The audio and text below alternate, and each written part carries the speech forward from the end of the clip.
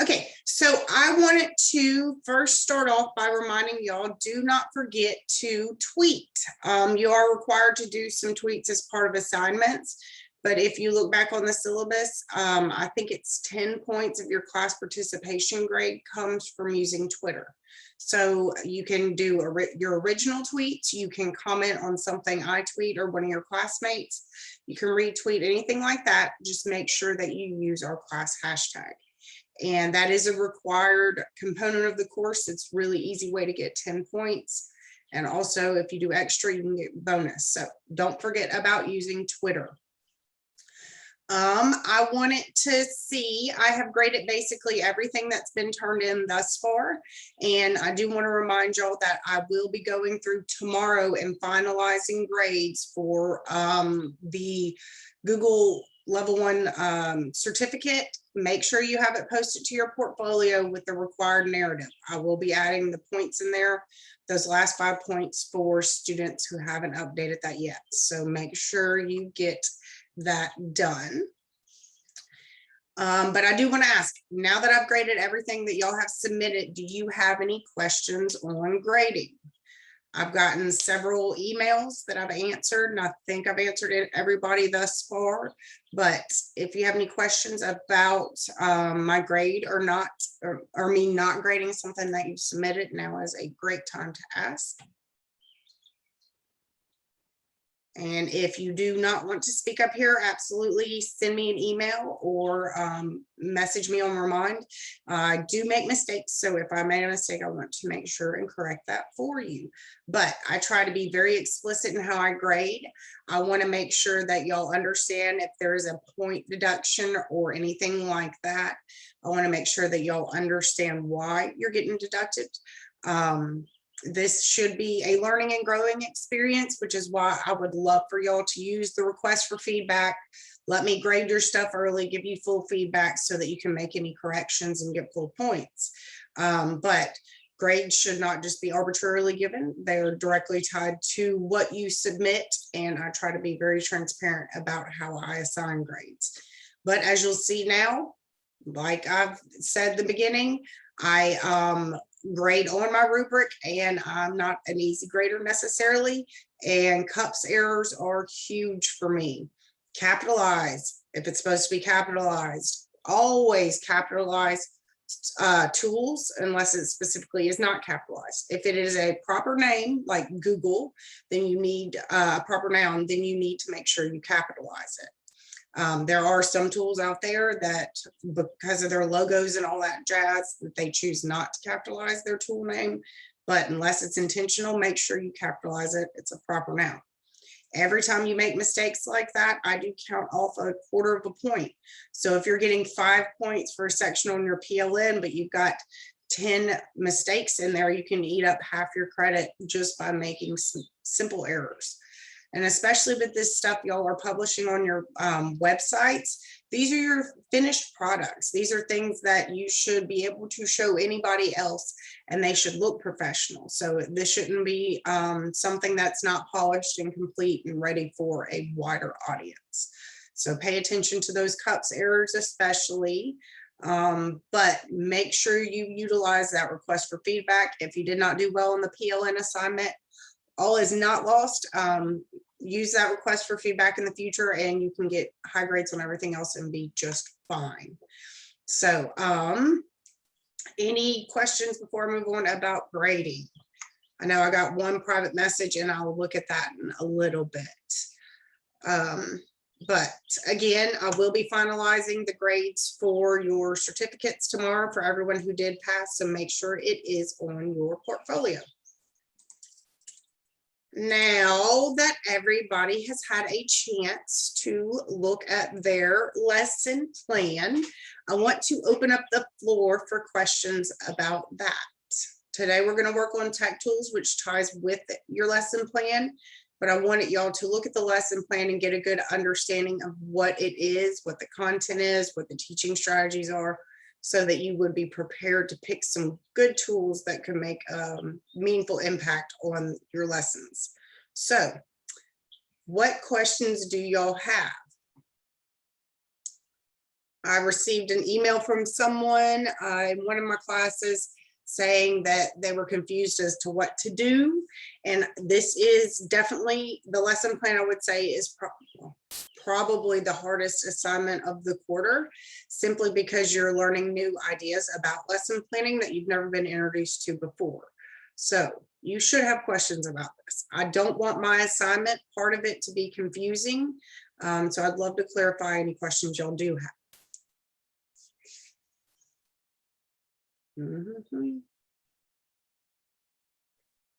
Okay, so I'm going to assume then that everybody knows what they should be doing for the lesson plan as far as choosing technology that is transformational, something that really makes your either your teaching or your content or your assessment a lot easier. Not simple substitutions of using technology instead of pen and paper. Someone asked if I have an example of what the lesson plan should look like. Absolutely, there is an example. If you look on Moodle, I will actually share my screen now so that y'all can see, but I'll open up one of those right now, one of those examples, so that we can look at one together. So this is on the lesson foundation, let's see, lesson foundations page in Moodle. And if you look in here in the assignment, you'll see two examples right here. Okay, so this is an example that I made, and then there's an example that a student made also. So this is a very simple example of what you could do.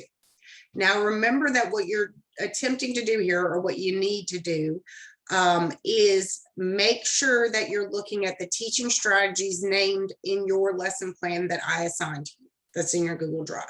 So look at those teaching strategies. Those are the ways the teacher plans to teach it, the content.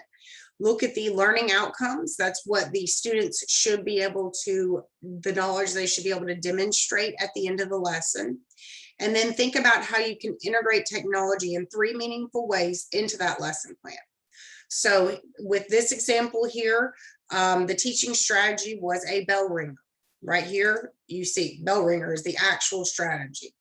The learning outcome is the learner will, or the learner will debate the theme of Book 8 of the Odyssey in comparison to the poem An Ancient Gesture.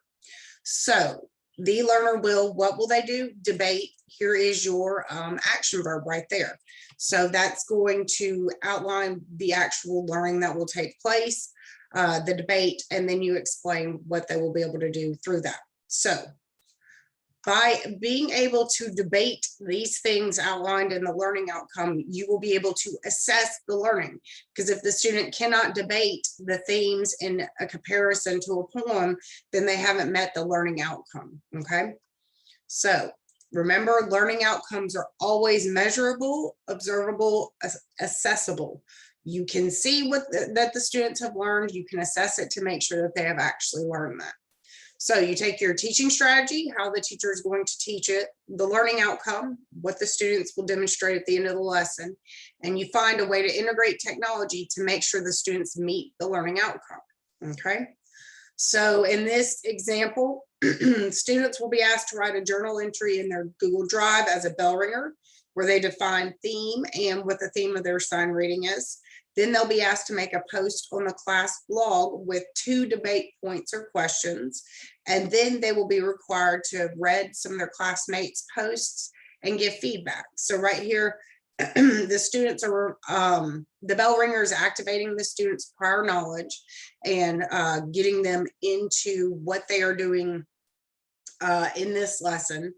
And so that's your journal entry in the beginning. You're using technology, that Google Drive, to do the bell ringer. And that means that the teacher can also access that bell ringer themselves very easily.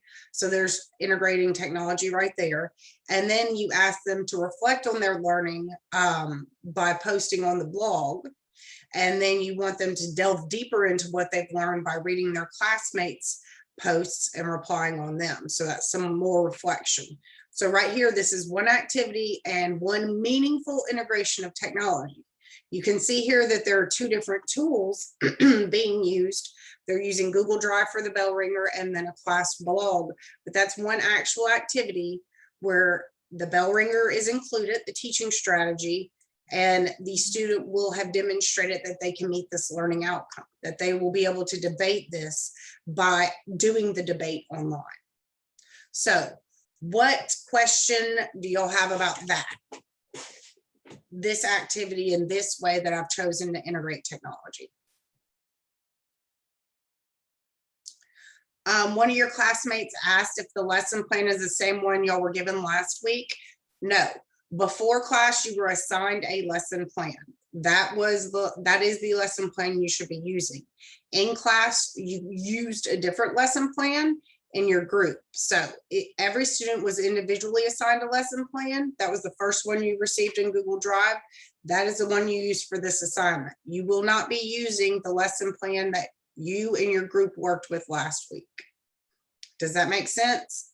And if you're not sure, if I've caused confusion on that part by sharing two, first, it will be the first one that was shared with you if you look at the timestamp on it. But I have no problem going in there and looking, because in the roster I've written down which lesson plan you were assigned. So if you're confused about that anyway, let me know and I'll make sure and clarify that a little more. Let's look at one more activity in here. Let's see. So the teaching strategy. Students will define literary term theme and analyze how the author portrays it. They'll post academic definition. So that's a teaching strategy, academic language in their Google Classroom for students to refer back to. Y'all hold on just a second. Sorry, I have my window open right here and they are doing some work next door apparently. Okay, sorry about that. So that's your teaching strategy. Define definitions of academic language, using academic language. The learning outcome is the learner will discuss, so that's your action verb, the conflicts of the Odyssey and compare, so there's another action verb, them to an ancient gesture. So this is a discussion and a comparison. And so here you see the technology integration to meet that learning outcome. Students will be assigned different characters from the Odyssey and explore them on the platform Fake Book by making fake profiles of the characters. The teacher will bring in an ancient Greek expert to give feedback on the students' portrayals of the characters. And then the students will write blog posts about their experience, which the teacher will share with their PLN on Twitter. So the students will then be able to view feedback from the people in the teacher's PLN. So right here you see this is a pretty extensive activity, and this activity is totally transformed. So instead of students just sitting there and verbally discussing the conflicts of the Odyssey and comparing them to this poem, they're going to actually debate it in Fake Book, and then they're bringing in an outside expert so they get more knowledge. And then they're going to reflect on that through their blog posts, and then the teacher sharing that with the PLN and getting feedback allows for even deeper reflection. So you'll see here, this is one teaching strategy that was outlined in the lesson plan. This is one learning outcome that was outlined in the lesson plan that I was assigned. I did not make these up. These are coming directly from your lesson plans. And then this is an activity, one activity where I integrated technology in multiple ways. So Fake Book for communication for this fake discussion opportunity, bringing in an outside expert, and then writing a blog and sharing with the PLN. That's all one activity to accomplish the learning outcome. And you'll see that it's transformed. The students are able to learn in a much deeper way than if you had just sat there and had them write out definitions and that's it. So does that help to clarify? Anybody want me to go through the other example, which was made by a student on Google Sites? I'm not going to go through it then, but I will pop it open and show y'all. This student made a whole different website for Google Site, a whole different website for their lesson plan. But if you wanted to use Google Sites, you could actually just create one additional page in your portfolio and add it there. So this student chose to make a whole different website, and then it's got a home page and then a page for each of the three technology integrations. So you've already got your lesson plan. Hopefully you've popped that open and read over it and you understand what the lesson plan's about, because today we're actually going to look at some different technologies you can use. Okay. And of course, jump in when you have questions, y'all. So today we're looking at tech tools. These are like the fun things, okay? We've talked about the basics. You'll have a general understanding of technology now, and we're starting to look at integrating it in the classroom. Now you need to really think about what tools there are out there to help you accomplish your goals. So these are your content resources. You need to read over these. This is going to be your background information that's going to help you understand what we're doing here in our technology integrations. But here are some guidelines.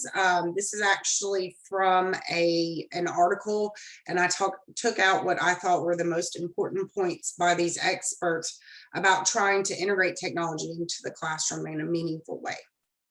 So look over that. And then technology use versus technology integration. Cami is a really neat tool. I actually use it for my doc program for annotating PDFs, but they have a lot of different resources out there. So this is a great article that talks about how to really integrate technology into the classroom in a meaningful way instead of just sticking technology in there for students to use. So it gives you the difference between just using technology in the classroom and meaningfully integrating it into what you're trying to do. So look over both of those content resources. Here are some supplemental resources. And I do not require this in my class now. Once we go back to on campus, I will. This is a harder concept for a lot of students to grasp. And I found I wasn't teaching it well online.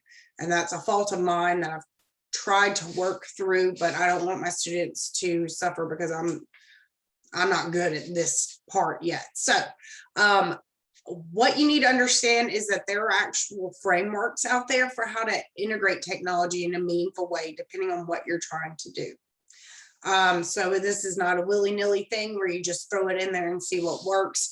There's research out there about how to meaningfully integrate technology using different frameworks, different tools to help you consider how to integrate technology in those meaningful ways.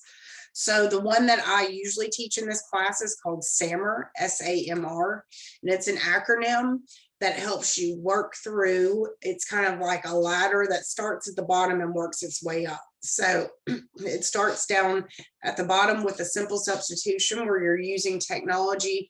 You're just switching technology out for pen and paper. So a good example of this is having your students type up a document instead of submitting a handwritten document. That's a simple substitution. Augmentation is when you're using the technology to slightly augment the learning or the activity. So for that example, instead of just using a computer to type up instead of handwriting a document, if you used a word processing application like Google Docs and you use spell check, grammar check, and things like that, some of those tools inside of the technology, then you're augmenting the activity. You're using some of those small bits of technology to improve what you're doing here in the activity. Modification is where this really is a redesign. You're not just sticking a technology tool in there, you're kind of designing it around the technology tool. So this is allowing students, this example is allowing students to post questions online and having their classmates address them. So this is like a debate, basically. Using Fakebook is a great example of this. So the technology is really integral to what you're doing in your activity. redefinition, technology creates something that's totally new. So it is redefined, it is brand new and absolutely impossible without the technology. So that last example I showed y'all where we were doing a fake book debate basically with characters from the text, bringing in an outside expert to get to learn more about it, blogging about it, and then responding, the teacher sharing it with the PLN and getting feedback. That's a redefinition. The task is literally impossible with the technology, and the learning that the students achieve in that task and that activity is way above and beyond what they could have done if it had just been a discussion in class between the classmates. So what you do, what kind of technology you choose depends on what you intend to do. It's not always appropriate to use technology at, say, the redefinition level, because some things are just simple. Sometimes you do need students to just type up notes or look up definitions or things like that. It doesn't all have to just be totally transformed, because that's not realistic, and it's not always helpful to the learning process. So you have to think about, how can the technology make it easier for the teacher to teach and the students to learn? That's really what it comes down to. So I just want to introduce this right here, and this article actually contains multiple frameworks for integrating technology, but I like SAMR because it is lined with the Bloom's taxonomy. And y'all, if you have not taken the child development course or whatever that psychology is y'all have to take, you should learn about Bloom's taxonomy. And I'm not going to get into that in this class, but just keep in mind that the technology you choose and how you use it in the classroom just depends on what your learning outcomes are. What do you want your students to learn in the context of the lesson, and how do you want your students to demonstrate that learning? I hope that makes it a little bit more understandable. So like I said, there's others in here. I'm not going to go into them. SAMR is my favorite. I think it's the most useful for K-12 teachers, but please read up on that. And then here are some tips and recommendations for using technology in the classroom. And it is a playlist by commonsense.org of all kinds of different videos. So there's tons of stuff in here. Okay. So that is our tech tools content resources. Y'all need to make sure you go and look over and read those two top articles. And I would love you to look through the bottom two, but the top two are integral to what you're doing here. Okay, y'all? Now let's look at the actual assignment. Don't freak out. There's a lot of words on here. The process is much easier than it looks in these directions, and we're actually going to work through the first one today. So here is your rationale. Technology can be very useful in the classroom, but it should only be used when it helps increase student learning. Technology just for the gee whiz factor, sticking technology in there, is not helpful to learn. So this is often done through collaborative learning opportunities, such as the one you'll engage in when you're doing this assignment. It's important for teachers to choose the right tools, and the tool chosen depends on what the teacher's trying to achieve. So I also believe that it's important that you as students get chances for collaborative learning, especially while we're doing all these online classes. So in this assignment, you will choose 3 technology tools and review them. Think of yourself as a paid reviewer.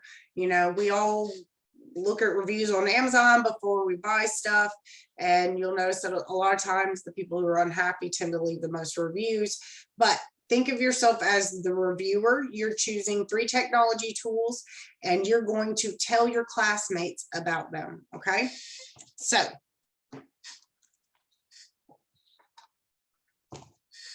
the first thing we are going to do is look at this awesome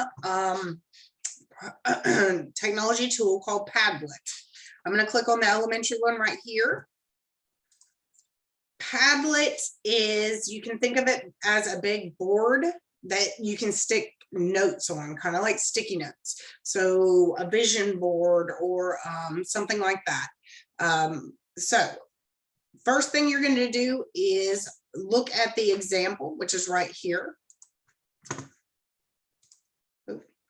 Okay. So, I need to go in here and change my template, y'all.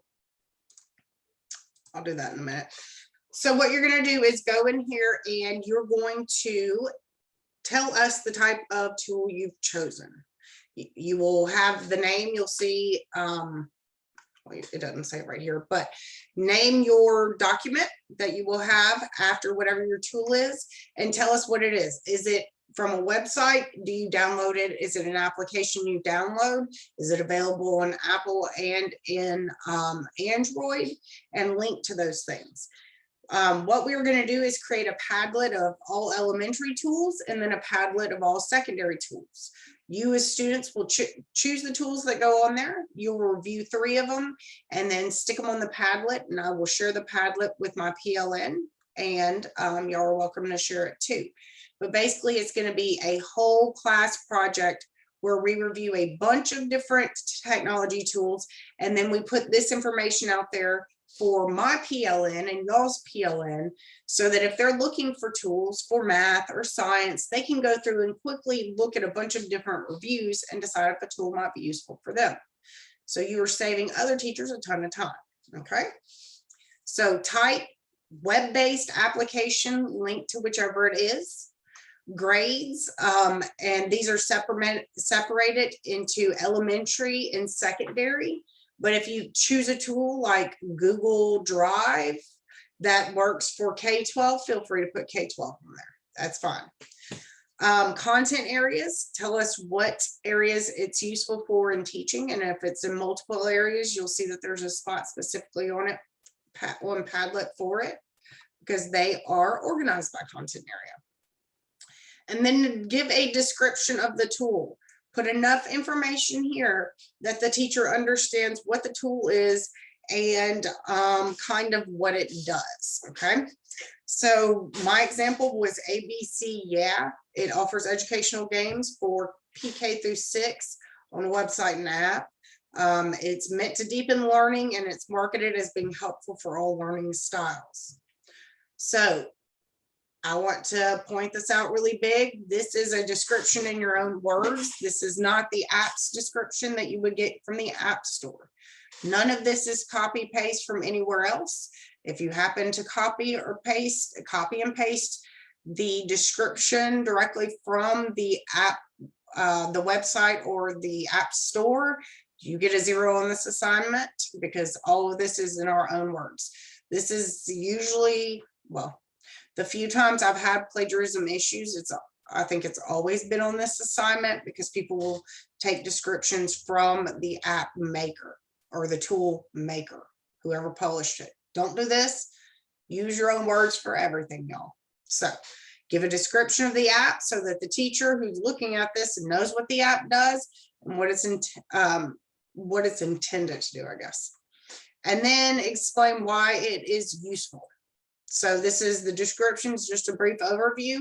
Why it's useful is why you're explaining to the teacher who's reading this why they would want to use it in their classroom. So talk about, this one is aligned with Common Core. That's a really big deal, because those are the standards. So having games that are aligned with Common Core means it's much easier to stick it right in your lesson.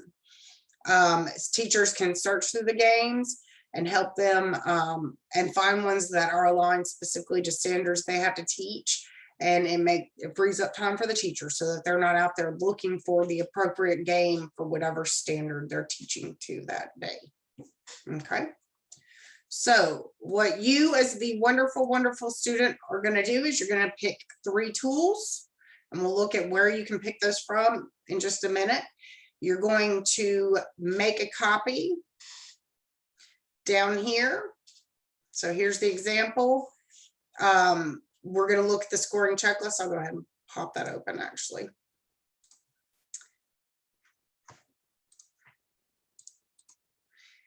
And down here, you will make a copy of this Google document 3 times because you will do 3 tools, and you'll see it does this little boo sad face. Open in new window, make copy. And then you can go right back here and hit open in new window again, make copy. You will make 3 copies of it. And as you'll see right here, I made a note, click open in new window. Then you will choose your technology tool. And you'll see when we look at the list, there's basically you can get any tool anywhere, but you will have to go in here and reserve your tools, because the last thing I want is 4 different reviews of Kahoot. Okay, so everybody looks at what my suggestion, this is how we're going to do it today. Now that y'all have looked at your lesson plan, choose tools that you can use as part of your technology integration in your lesson plan. So you look at tools, you decide what your learning outcome is in your teaching strategy. You choose tools that help you achieve those learning outcomes using that teaching strategy. You look and make sure nobody else has already chosen that tool to review. If you don't see their name, the tool name right here, that means nobody's chosen it. So then you can come down here to the form, the Google form, and choose it yourself. Okay.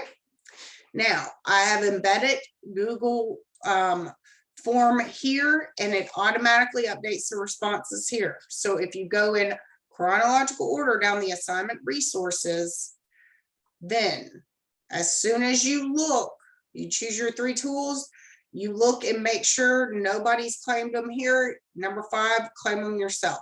You will fill out 1 form for each tool so that your name appears 3 times on here. 1, 2, 3, 1, 2, 3. Okay. All of this is explained right here. So look at the example, which we just did. View the scoring checklist. We're about to make 3 copies of the Google Doc. Use the Google Sheets, elementary and secondary, depending on which one you are, to verify that your 3 tools you want to use have not been claimed already.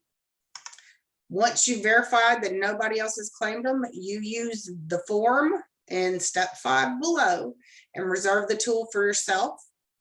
And then you go into your 3 Google Docs that you made copies of, you complete those reviews, and then you add them to Padlet. And all you have to do is press the plus button, and you'll see you put the title of your tool here, hit link, and throw your Google Doc link there.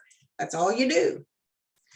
So you'll see right here, they're in columns. Assignment resources, this is everything you need to complete the assignment. Multiple content areas, so this is if a tool is useful in multiple content areas, like Google Docs. That's useful in basically every content area. Maybe not as useful in math, but still could be. So, sorry y'all, reminders on my computer. So decide what content area, because you have to put inside of your review which content areas it's good for. If it's good for more than one, stick it here. If it's only good for English, here, math, music, science. And then if you scroll over, social studies.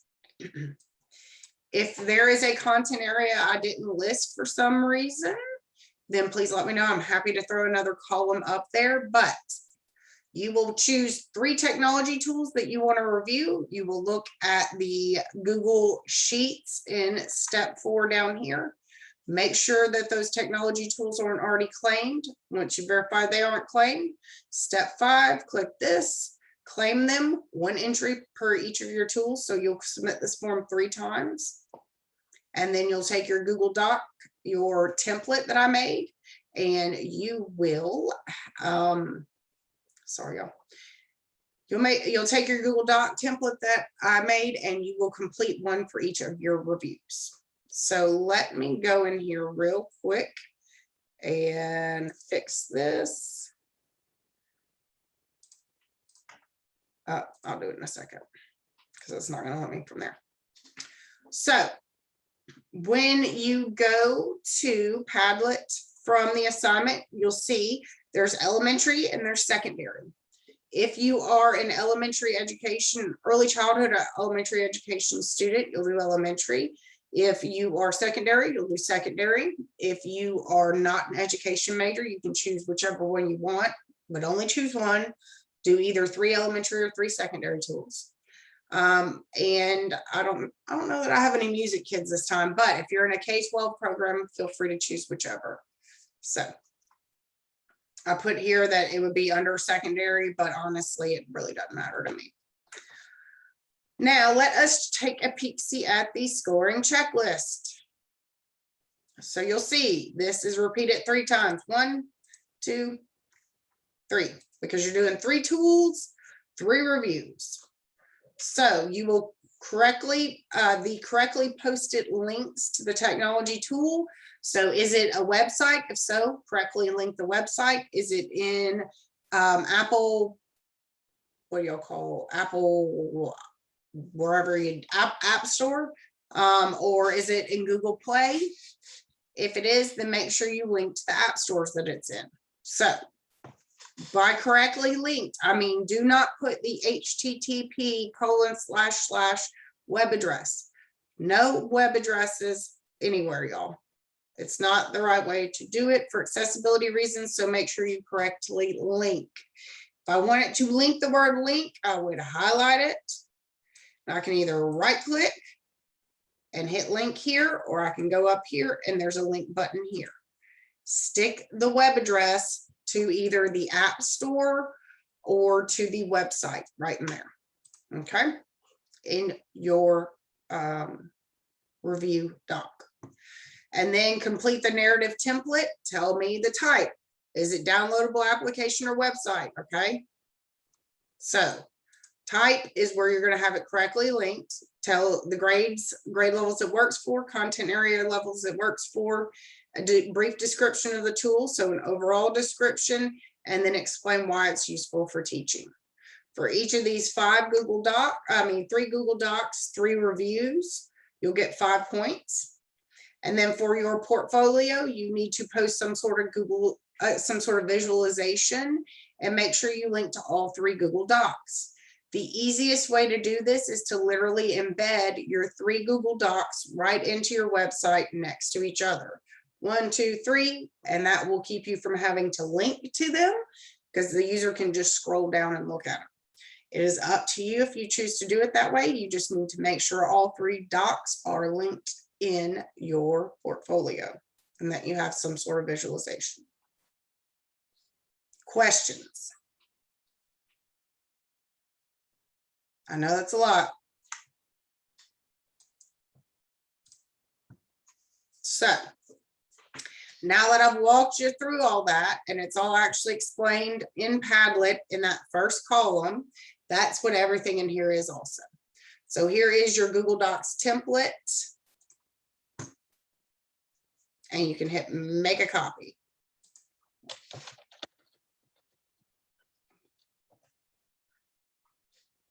Yes, I can fix this.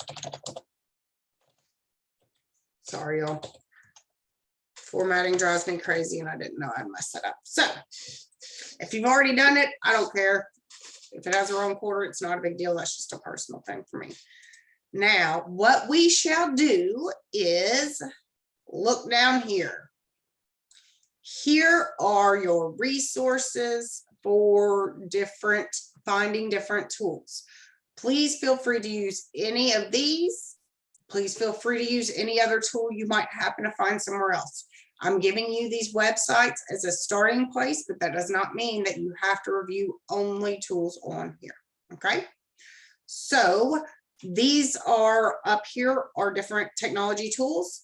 Down here is a tutorial video if you're not sure how to use Padlet. It is super easy, which is one reason I chose it. It is a great collaborative tool for the classroom, so I wanted y'all to get some experience with it. But literally all y'all do is make 3 copies of that Google Doc, and when you're ready to attach it, hit the plus button, and there you go. But in case you need a video, it's right there. So what we're going to do is I'm going to, right here, Common Sense Education EdTech Tools Search. I'm going to pop this open and show y'all. You can go up here and you can search for any tool. Oh, and look, Padlet's at the very top. So you can search for any tool that you want. You can search by grade level. You can search by content area. You can search by price. If you happen to post tools, because I look through all of them, this is one way that I discover stuff I've never heard of. I have seen students use tools and review them that are fine for the purposes of this assignment. There's no teacher who's going to pay $500 themselves for a tool to use in the classroom for 1 year. It's just not going to happen. So I suggest that you search free or free to try. But for the purposes of this assignment, if you want to imagine you've got $25,000 in your budget and you can get whatever you want, go for it. But to make it more useful to my PLN, go for free. So if you're trying to have them learn different skills, things like that, you can go in here and you can choose what different ways to refine your search. So I'm going to let me go back here and show y'all. This right here, Common Sense Ed Tech Tool Search. This is where we are going to do our in-class work we're doing today. So I'm going to stop sharing real quick. Okay, now everybody's had a chance to look at their lesson plan. I want y'all to go ahead and open up your lesson plan and then also open up this link to the EdTech Tools search. I will go ahead and throw it in the chat so that you don't have to dig through Moodle right now. So open up your lesson plan. Make sure you find the one that was not used last week for the group assignment. And if you have any problems, send me a message in the chat about that and I can help you with that. And then pop open this commonsense.org page.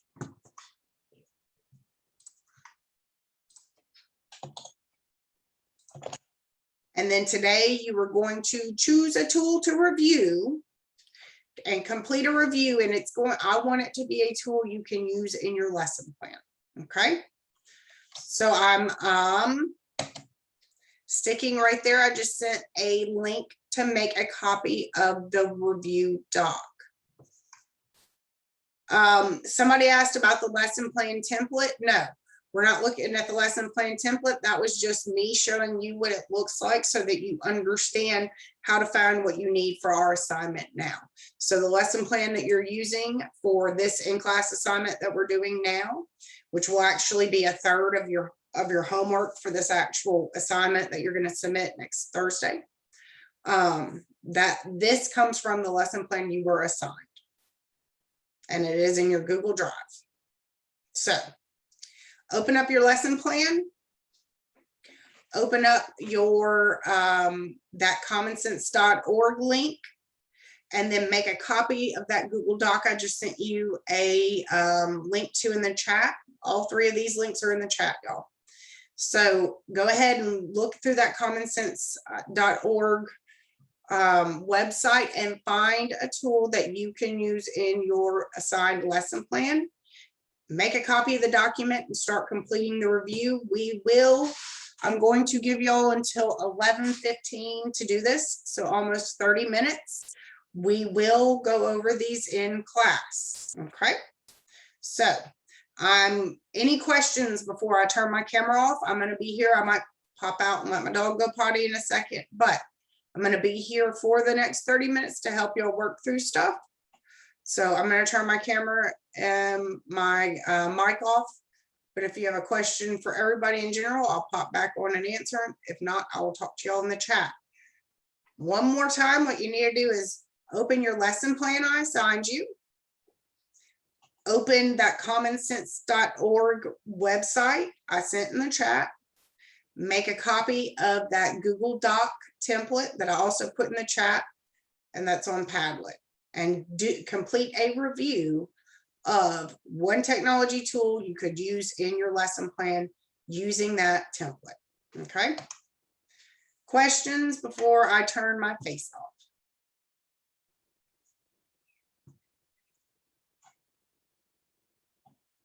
Okay.